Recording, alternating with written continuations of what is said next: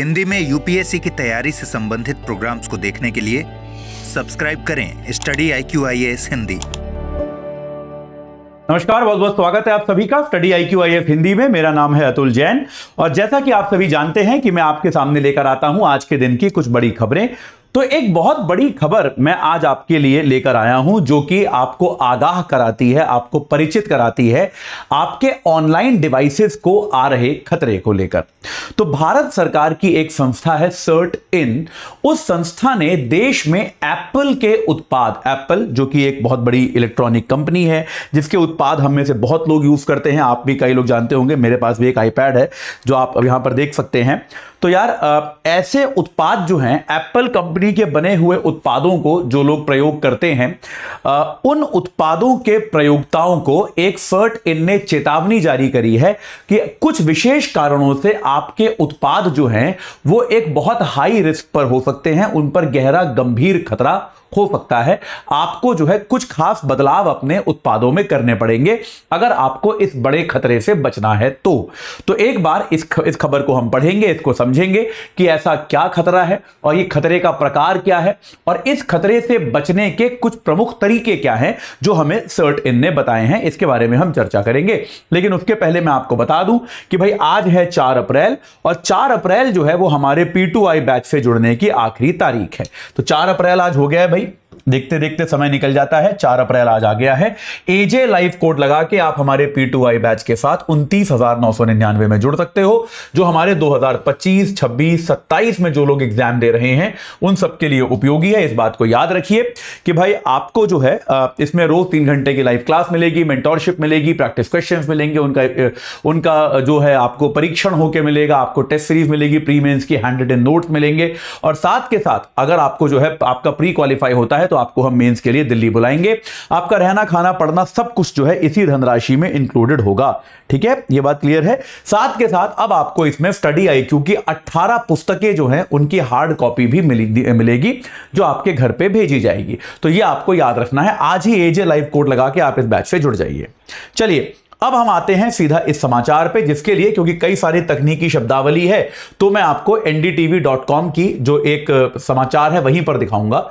ये एक तो विज्ञापन इतने आते हैं ना आजकल समाचार पत्रों में। हां जी, तो खैर चलिए, केंद्र सरकार ने एक हाई रिस्क वार्निंग इश्यू करी है आईफोन, आईपैड और मैकबुक के यूजर के लिए। यानी कि एप्पल के जो 3 प्रमुख उत्पाद हैं, एक आईफोन है, एक आईपैड है और एक मैकबुक है। मैकबुक यानी कि एप्पल के जो लैपटॉप आते हैं, उन तीनों के उपभोक्ताओं के लिए एक ये केंद्र सरकार ने वार्निंग इश्यू करी है। ये वार्निंग क्या है, जल्दी से हम इसको समझ लेते हैं। तो यहां पर जो है ये चेतावनी इश्यू किसने करी है?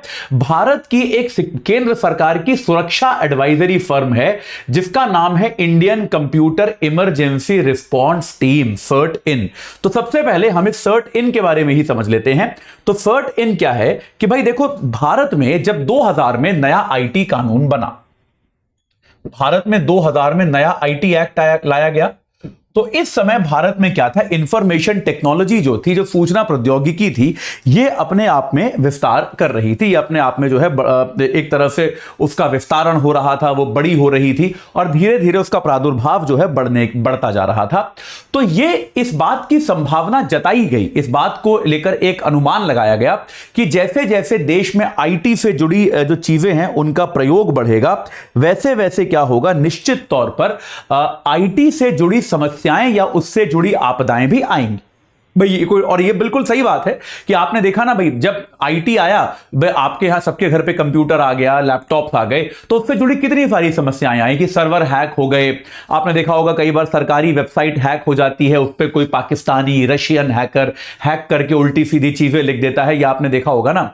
तो इस तरह की चीजें भी होंगी। तो इस तरह की समस्याओं से निपटने के लिए एक संस्थान बनाया गया जिसका नाम था Indian computer emergency response team, भारतीय कंप्यूटर आपातकालीन रिस्पॉन्स टीम। इस नाम की एक टीम बनाई गई, एक संस्था बनाई गई और इसका नाम दिया गया इंडियन, जैसे यहां पर है इंडियन से इन लिया गया, कंप्यूटर इमरजेंसी रिस्पॉन्स टीम। ठीक है, तो CERT, तो सर्ट इन, तो ये नाम जो है इसके लिए बनाया गया, इसको क्या लिखा, ये नाम जो है ये इसके लिए तय किया गया। सर्ट इन नाम की ये संस्था जो है ये 2004 में बनाई गई, सन 2004 में, आज से 20 साल पहले इस संस्था को स्थापित किया गया, सर्ट इन नाम की संस्था को। और इसका काम यह था कि देश में एक तो आईटी से जुड़ी जो भी चुनौतियां आएगी, देश में कहीं पर आईटी से जुड़ी आपदा आए, आईटी से जुड़ी विपत्ति आए, तो उसको मैनेज करना, उसको प्रबंधित करना इस संस्था का प्रमुख काम बनाया गया। ठीक है, यह भारत सरकार का जो इलेक्ट्रॉनिक्स मंत्रालय होता है, ministry of electronics and information technology, जिसको आमतौर पर मीटी के नाम से भी बुलाया जाता है, MEITY, इस नाम से इसको बुलाया जाता है, यानी कि मिनिस्ट्री, मंत्रालय, मैं हिंदी में ही लिख देता हूं, भारत का इलेक्ट्रॉनिक्स एवं सूचना प्रौद्योगिकी मंत्रालय जो है भारत सरकार का इलेक्ट्रॉनिक्स व सूचना प्रौद्योगिकी मंत्रालय। इस मंत्रालय के अधीन ये एक कार्यालय है, इंजीनियर्स की टीम होती है इसमें, जो कि आने वाले खतरों का आभास भी करती है, उन पर लगातार काम करती रहती है, और साथ के साथ जो खतरे आ चुके हैं, कोई आक्रमण अगर हो चुका है तो उससे निपटने के लिए भी कदम उठाती रहती है। आपने सुना होगा कि पिछले दिनों जैसे एम्स इत्यादि के भी सर्वर हैक किए गए थे, तो इस प्रकार की चीजों को भी सुधारने का काम जो किया था, इन पर भी सरकार की तरफ से जो कार्रवाई करी थी वो सर्ट इन ने करी थी। बहुत इंपॉर्टेंट एक सरकारी संस्था है, इसका नाम आप याद रखिएगा। ठीक है जी, ये बात क्लियर हुई। तो ये आपको इतनी सिंपल सी चीज है, ये आपको याद रखनी है। ठीक है, इसका एक डायरेक्टर जनरल होते हैं जो अभी डॉक्टर संजय बहल हैं, डॉक्टर संजय बहल नाम के एक वैज्ञानिक हैं जो इसके डायरेक्टर जनरल हैं। सबसे बड़ा पद जो होता है इसमें वो डायरेक्टर जनरल का होता है, डीजी का होता है।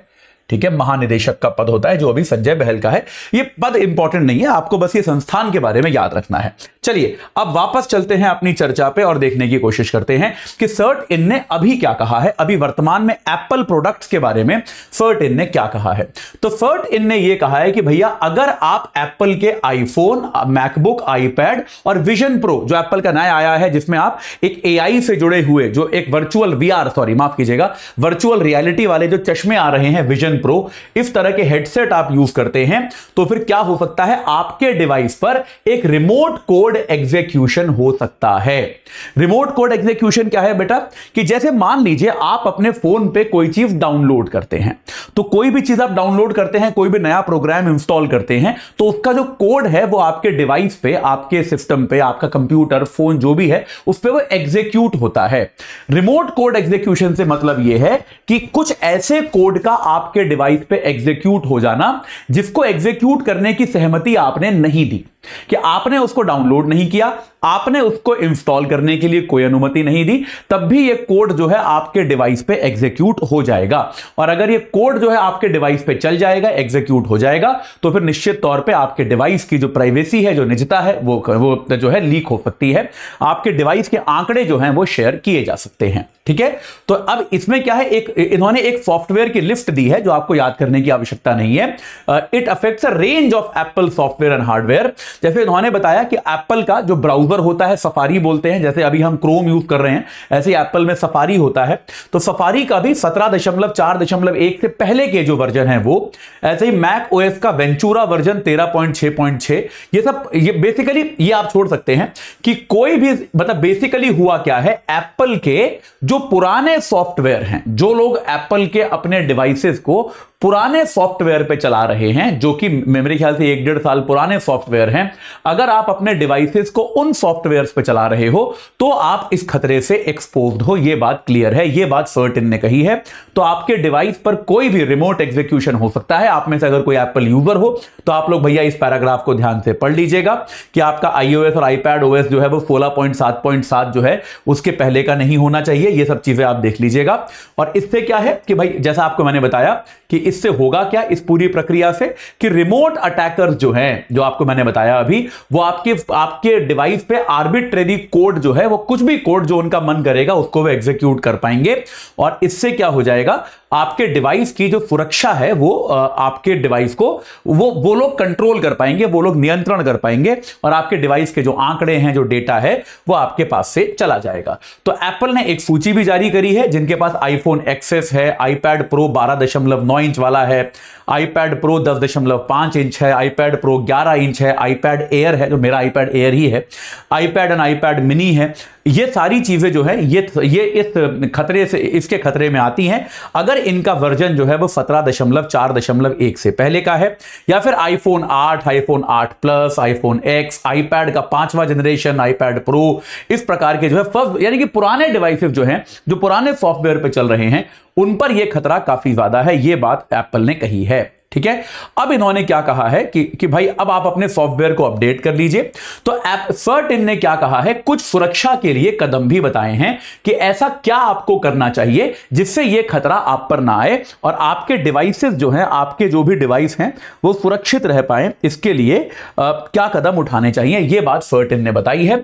तो पहली चीज तो उन्होंने कही है कि भाई आप जो है सबसे पहले आप अपना लेटेस्ट सॉफ्टवेयर का वर्जन अपडेट कर लीजिए।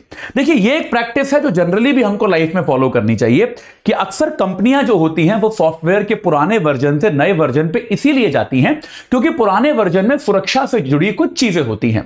देखिए, आईटी का जो क्षेत्र है वो इतनी तेजी से तरक्की करता है, इतनी तीव्रता से बढ़ता है कि चुनौतियों का स्वरूप जो है, प्रारूप जो है, वो हर रोज बदलता है। जो चुनौती कल नहीं थी वो आज है, जो आज नहीं है वो कल होगी।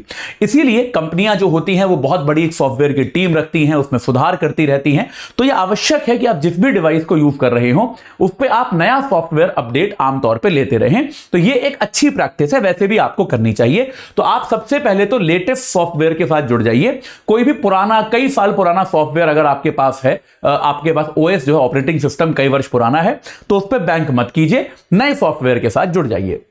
दूसरी बात जो कही है कि किसी भी अनसिक्योर्ड या पब्लिक वाईफाई नेटवर्क से अगर संभव हो तो आप मत जुड़िए। देखिए, आपके घर में अगर वाईफाई है या कोई आपका वाईफाई सिस्टम है तो बहुत अच्छी बात है, ये आप उससे जुड़े रहिए। तो अगर आपके लिए बहुत आवश्यक ना हो तो किसी भी ऐसे वाईफाई से जो अनसिक्योर्ड हो, जो कहीं पब्लिक का है, सार्वजनिक स्थलों का जो वाईफाई होता है, किसी शॉपिंग मॉल का, किसी एयरपोर्ट का, किसी रेलवे स्टेशन का, किसी कॉफी की दुकान का, जहां पे और बहुत सारे लोग होते हैं, तो ऐसी जगह के वाईफाई से अगर आप ना जुड़ें, अगर आप अवॉइड कर पाएं तो बेहतर रहेगा। ये बातें कहते हैं कि जैसे आमतौर पे क्या होता है, अक्सर देखा जाता है कि लोग किसी कॉफी की दुकान में जाके काम करते हैं वहां का वाईफाई लेके, तो वहां पर अटैकर्स भी हो सकते हैं जो उस वाईफाई के जरिए आपके कंप्यूटर में घुसने की कोशिश कर सकते हैं। तो बेहतर है कि अगर आपको बाहर जाके काम करना है और अगर आपको वाईफाई की आवश्यकता है, बहुत तेज इंटरनेट नहीं चाहिए, तो आप भले ही अपने फोन से हॉटस्पॉट ले लीजिए, लेकिन वहां के वाईफाई को अगर आप अवॉइड कर पाएं तो ज्यादा अच्छा होगा। यह बात भी सर्टिन निश्चित तौर पे कहता है। इसके अलावा दूसरी चीज वो कहता है कि इनेबल 2 फैक्टर ऑथेंटिकेशन और an extra layer of security against potential credential compromise. कि यार होता क्या है कि आपके क्रेडेंशियल कॉम्प्रोमाइज के लिए, जैसे आप अगर जीमेल पे लॉगिन करेंगे तो वो अक्सर आपसे 2 फैक्टर ऑथेंटिफिकेशन कहता है कि आपसे पासवर्ड डलवाएगा और केवल पासवर्ड से काम नहीं चलेगा। जैसे अगर मैं इस डिवाइस पे, ये एक बड़ा सा डिजिटल बोर्ड है, मैं इस पे अपने गूगल अकाउंट से लॉग्ड इन होता हूं जो मेरा स्टडी आईक्यू का अकाउंट है, तो अगर मैं लॉगिन करता हूं तो खाली इस पर नहीं मानता ये कि मैंने पासवर्ड डाल दिया। जो भी मेरा स्टडी आईक्यू के अकाउंट का पासवर्ड है, खाली वो डालने पे नहीं मानता, क्योंकि मेरा गूगल अकाउंट जो है वो 2 फैक्टर ऑथेंटिकेशन से होता है। तो गूगल के साथ मैंने जो फोन रजिस्टर किया हुआ है, उस फोन पे एक नोटिफिकेशन आता है, मुझे वहां से अप्रूव करना पड़ता है कि मेरा अकाउंट जो है इस डिवाइस पे भी लॉग इन कर रहा है।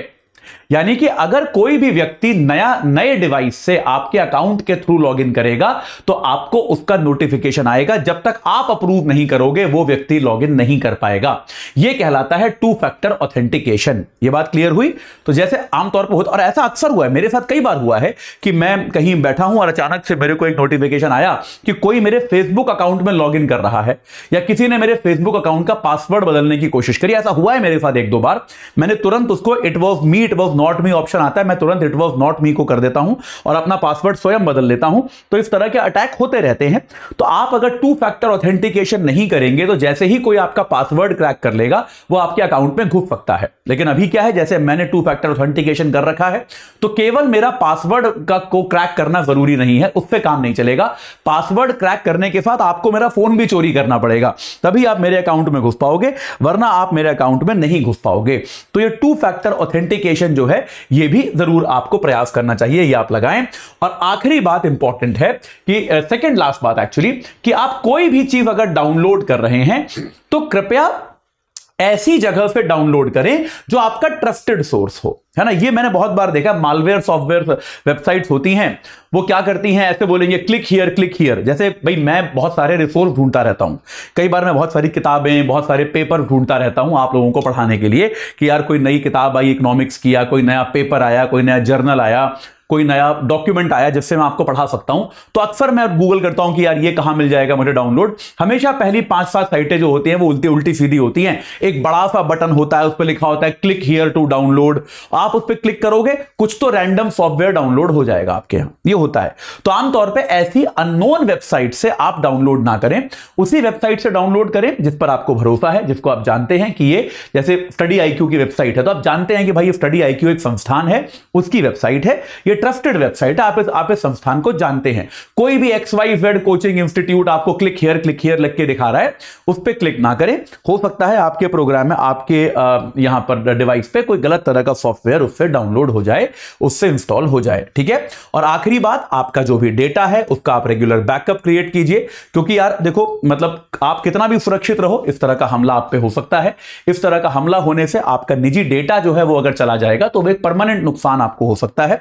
उससे बचने के लिए यह आवश्यक है कि आप अपने डेटा का बैकअप लेते रहें ताकि आपका डेटा आपके पास सुरक्षित रहे। तो CERT-In जो है ये कुछ खास जानकारियां उसने हमको दी है, तो इन सभी जानकारियों का हमको ध्यान रखना चाहिए। और एप्पल के डिवाइसेस जो हैं वो खास तौर पे जो पुराने सॉफ्टवेयर, पुराने OS यूज कर रहे हैं वो लोग जो हैं वो अभी खतरे के दायरे में हैं, ये बात CERT-In ने हमको बताई है, ठीक है। तो इसका हम सभी को ध्यान रखना चाहिए। चलिए जाते जाते आपको एक बार दोबारा से बता दूं कि भाई हमारा P2I बैच, बहुत जल्दी से बता देता हूं, P2I बैच से जुड़ने की आज है लास्ट डेट 4 तारीख। तो अगर आप अब तक जुड़े नहीं हैं तो आप तुरंत जो है AJ लाइव कोड लगाकर जुड़ जाइए। 2025, 26, 27 वाले जो हमारे छात्र छात्राएं हैं उनके लिए ये उपयोगी है। 29,999 का मिलेगा। 18 किताबों का सेट अब इस बैच के साथ आता है। आपको इसमें जो है डेली प्रैक्टिस क्वेश्चंस मिलते हैं, रोज 3 घंटे का लाइव लेक्चर मिलता है, प्रैक्टिस क्वेश्चंस का इवैल्यूएशन होकर मिलता है फीडबैक के साथ। डेली आपको इसमें टेस्ट सीरीज मिलती है, प्री और मेंस दोनों की, आपको नोट्स मिलते हैं, मेंटोरशिप मिलती है, और साथ के साथ अगर आप प्री क्वालिफाई करते हैं तो आपको मेंस की तैयारी के लिए हम दिल्ली बुलाते हैं, अपने कैंपस में अपने साथ रखते हैं, और आपको जो है आपको कोई भी अतिरिक्त फीस नहीं देनी होती अपने पढ़ने, रहने, खाने, किसी भी चीज की, सब इसके अंतर्गत ही होता है, ठीक है। तो आज ही AJ लाइव कोड लगाइए और इस बैच से जुड़ जाइए। हिंदी में UPSC की तैयारी से संबंधित प्रोग्राम्स को देखने के लिए सब्सक्राइब करें स्टडी IQ IAS हिंदी।